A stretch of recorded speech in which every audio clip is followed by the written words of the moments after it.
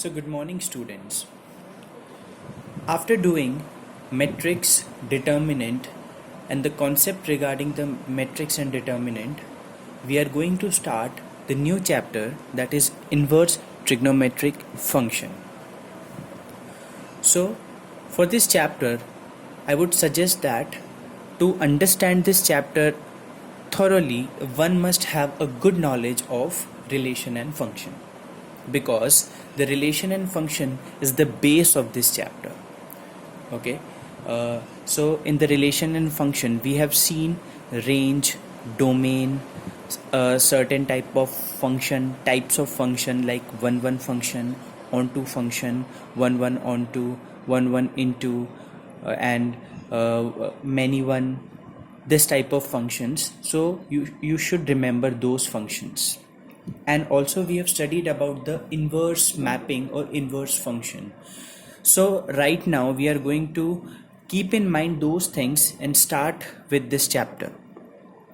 So I would like to give a small introduction on with regard to this chapter, that as in the mathematics we have seen that for each and every operation, for each and every function, there is a inverse function. As you see that in mathematics, in the primary classes we have seen for every addition we have a subtraction.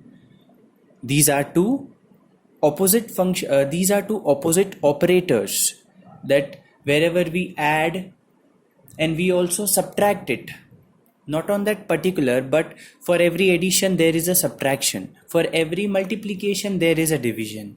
You see in the previous chapter matrix we have an inverse of matrix, right? In the 11th class we have seen differentiation, and then too we have seen integration also. See, for every differentiation there is a back to home process, that is a integration. So like that, for every function there is a inverse. It may not be for every function, but for most of the function there is an inverse function. So let us start with the inverse trigonometric function. That means trigonometry we have seen, that is sine theta, cos theta, tan theta. That like that we are going to see the inverse of it. Okay, let me take one example that will clear you some idea about what is inverse trigonometric function. This is an algebraic function I am taking. Say for example, y is equal to fx. This is a function. That means y is a function of x, and I'm taking that as 4x plus 5. Let us consider this one. Now as we can see that what will be the domain of this function? The full real number will be the domain. And what will be the range of this function? The full real number. These two we know by the relation and function concept. Now if I want to express the value of x in terms of y, what will be the case from here? Taking 5 that side. So what will be x? Y minus 5.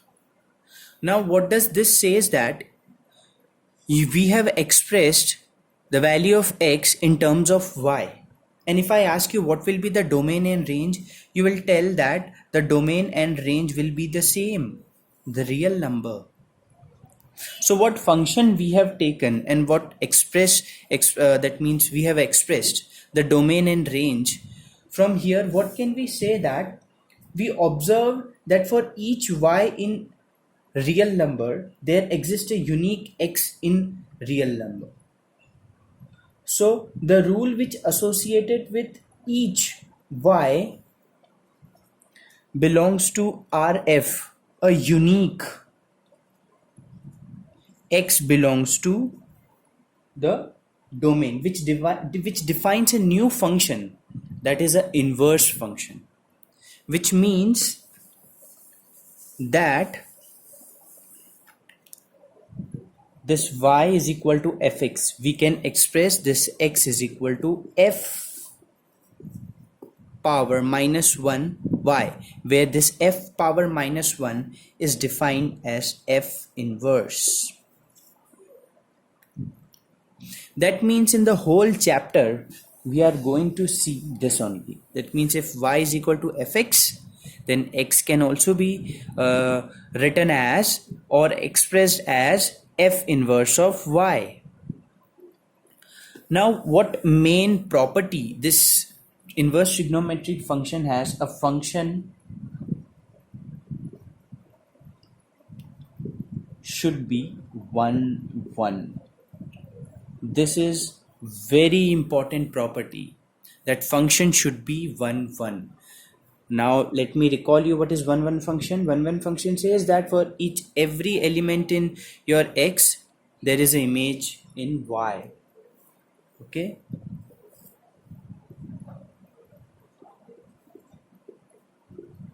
For every element of x, the image y. This is called 1 1 function. And what is onto function? That for every image you have element in x. That is called onto function. So for getting the inverse, your function should be 1 1. Then only it will be onto. So you have to remember this property. That is very important. So let me read the definition, that a definition of the inverse function, that if you consider a f be a 1 1 function with domain df and a range rf, then a function g in the range which belongs to df defined by gy is equal to x, where your fx is equal to y, then it is called an inverse of function, which is denoted by f inverse. Thus a function is invertible if and only if the function is 1 1. You have to remember that if your function is 1 1, then only it is invertible. It can be inverted. So till now we have seen the inverse function. Now let us see the inverse trigonometric function. Now if I consider y is equal to sine x, this is a trigonometric function. So how we will find the inverse trigonometric function? That this sine is a function, trigonometric function, and if we want to write this in the inverse, that means sine inverse y is equal to x, or x is equal to sine inverse y. That means this was the trigonometric function, this is the trigonometric function, and this is the inverse trigonometric function, like that. Similarly, if you have y is equal to cos x, then x will be cos inverse y. If you have y is equal to tan x, then it will be x is equal to tan inverse y. Now see, as we have seen in the 11th class, that the sine function, cos function, tan function, they all have certain range. Similarly, the inverse trigonometric function also have a range that you have to remember. Okay, so here is the principal value branch in front of you. Okay, so this is very important. Why? Because you have to remember this, the domain and range of that particular function. Okay, so see, the way of writing here, that will make you easy and comfortable to study. Okay, so I have written accordingly. See, I have written sine cos, tan cot, sec cosec. They all are the function cofunctions, right? Sine, the cofunction is cos. Tan, the cofunction is cotangent. Sec, the cofunction is cosec. So it will be easier for you to understand like this. So if y is equal to fx, then x will be sine inverse y. That is, this is a general function. Y is equal to fx I am taking. So if we are going to write in the trigonometry, then it will be y is equal to sine x, y is equal to cos x, y is equal to tan x, and on inverse it will be x is equal to sine inverse y, where y belongs to minus pi by 2 to pi by 2. This is the range. And what will be the domain? X will belongs to, see here, I have not written, this is x belongs to, and this is y belongs to. So all this r belongs to x, and this belongs to no, this belongs to y, and this belongs to x. So what, see, you can take the screenshot of this particular thing, or you can see in the book also it is mentioned. You have to remember this. All right, see, as x is equal to cos inverse y, where y belongs to 0 to pi, this is the range, then what will be the domain? This will be the domain. So see, this brackets I have used, this is the closed interval, this is the closed interval, and this simple bracket, this is the square bracket used for closed interval. This simple bracket is used for the open interval, and we know the concept regarding this closed interval, and let us not get into this one. So tan and cot, so this will be the simple bracket, open bracket, minus pi by 2 to pi by 2, which is minus infinite to plus infinite. Why this minus infinite? If you put pi by 2, tan pi by 2 is what? Infinite. So this is minus infinite to plus infinite. Here also, how this minus 1 to plus 1 it came, this is sine minus pi by 2 will give you minus 1, and sine pi by 2 will give you 1. That's why. Similarly, cot 0 is infinite, and cot pi is also infinite. So this is in the open bracket, these two are in the close. So this two we can understand, right? Like this two we can understand, this is in the closed interval, this is in the open interval. The range and the domain are, the range is same, and the domain is according to the range, domain is according to the range. Here also sec and cosec, you have to remember this. This is the range, and what will be the domain? The domain I have not written here, and that will be the homework for you, that you have to find what will be the domain. How? Sec 0, what is sec 0? You write. Okay, then what is sec pi by 2? You write. Accordingly the brackets will be used. Okay, so that will be a homework for you. All right, now let us emphasize on the main thing which we are going to use throughout the chapter, that is some important results, and also further we will see some important properties also, which are very important, because you have to remember in this chapter, and differentiation and integration as well, because we are going to see the differentiation of this inverse trigonometric function also. So you have to remember this very thoroughly and very nicely. So very first property which says that self-adjusting property. Self-adjusting, by the name itself we can understand that two things are adjusting, so that is self-adjusting property. What does this property says? That if you have sine inverse sine x, that means you have an inverse function, but that means the base of this sine inverse function is already a sine, then this sine inverse will be self-adjusted with the sine to give the final answer x. One thing you have to remember, there is a lot difference between these two. Here x is an angle of sine, but here x is a base of sine. These two are totally different thing. Sin x, where x is the angle of the sine function, but here x is the base of the inverse function. Inverse function does not have any angle. Okay, this sine inverse, it does not have any angle. You have to remember this thing. Okay, so we were on the self-adjusting property. Let me ask you one question, that if you have cos inverse cos y square, then what will be your answer?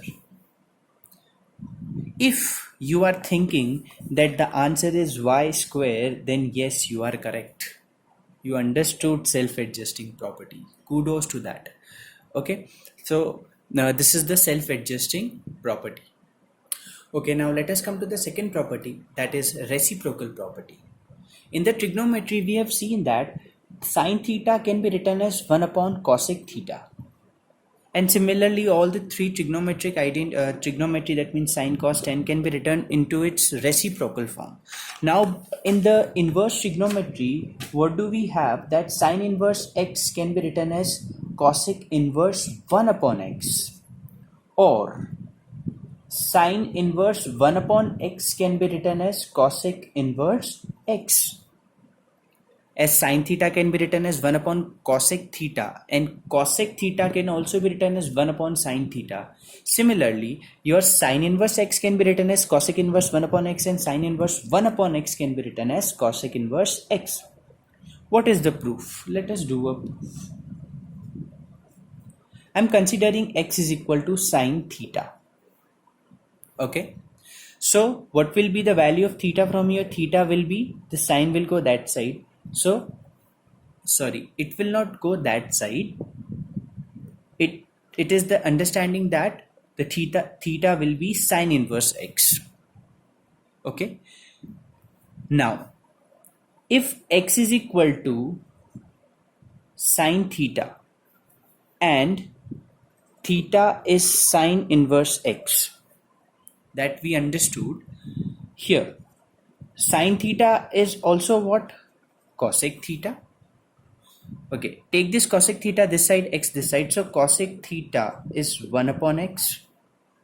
From here, theta value will be cosec inverse 1 upon x. Now theta is sine inverse x and theta is also cosec inverse x.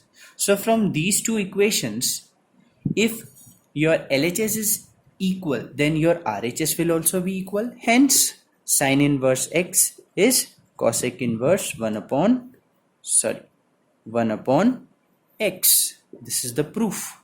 Okay, how can you prove this one? So proving this one, you take cosec theta. So from here, your theta will be cosec inverse x. Cosec inverse is what? 1 upon sine theta. Take sine theta this side, x this side. So your sine theta is 1 upon x, or your theta value from here will be sine inverse. Similarly, this is proved. Okay. Now what I want from you, that you have to do the proof for remaining two. Means cosec inverse x can be written as sec inverse 1 upon x, or sec inverse 1 can be written as cos inverse x. Similarly for tan also. So that you have to do the proof. Okay, now just see this property. What does this property says? That sine inverse x plus cos inverse x is pi by 2, tan inverse x plus cot inverse x is also pi by 2, and sec inverse x plus cosec inverse x is pi by 2. That means the inverse of the function cofunction, the inverse of the trigonometric function, and also the function cofunction, that the addition will be pi by 2. So I'll do the proof for the first one, rest two you have to do. So what is the proof for this one? Let us consider sine theta equal to x. From here theta, your theta will be what? Sine inverse x. Keep it as it is. We know what is sine theta. This can be written as cos 90 minus theta. Can we write like this? Yes.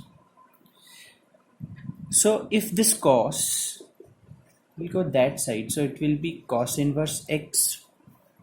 Correct? This cos will go that side, so it will be cos inverse x. Alright. Minus theta. Take that minus theta that side. So this will be plus theta. But theta is what? Sine inverse x. Put the value here. Hence proved. Okay. So sine inverse x plus cos inverse x is equal to pi by 2. That means this property we are going to use. The conversion property. Okay. That sine theta is cos pi by 2. Similarly here, tan theta is what? Cot 90 minus theta. Similarly, you can go do the proof this one and this one also. So I'm leaving it for you to prove it. Okay. So you have to prove. Now let us come to the fourth result. See, as we have seen in the trigonometry that the formula identity tan a plus b says tan a plus tan b upon 1 minus tan a, and for the minus it is minus here and plus here. In that inverse trigonometry, it says that tan inverse x plus minus tan inverse y, it gives tan inverse x plus y upon 1 minus xy. How to prove this one? Now, see, we are going to prove this one. The identity is what? Tan inverse x plus tan inverse y is equal to tan inverse bracket x plus y upon 1 minus xy.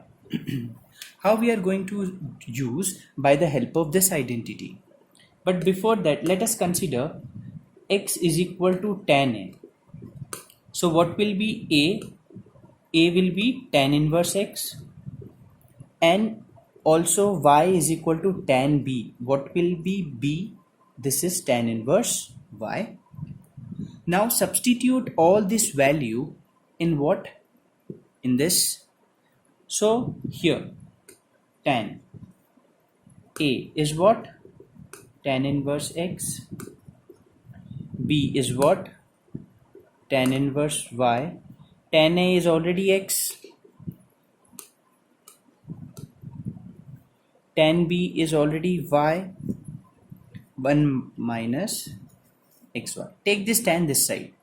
So it will be what? If you take tan that side, so it will be tan inverse. That's it. Okay. Now next we are going to see the very important conversion. See, this you have to remember, okay, because this is very important.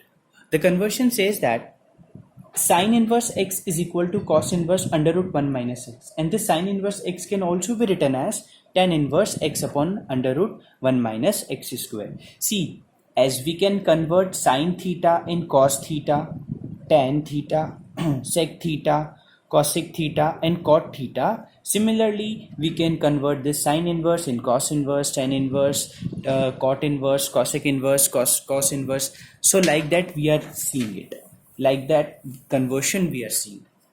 Okay, so see, you can write cos inverse x in sin inverse also, tan inverse also, and similarly all the 6 trigonometric inverse trigonometric function can be written in other 6. So you know, this is a very that means so many conversions are there. If you can understand one conversion, you can make all the conversions. All right, that means 36 conversions you can make if you understand just one.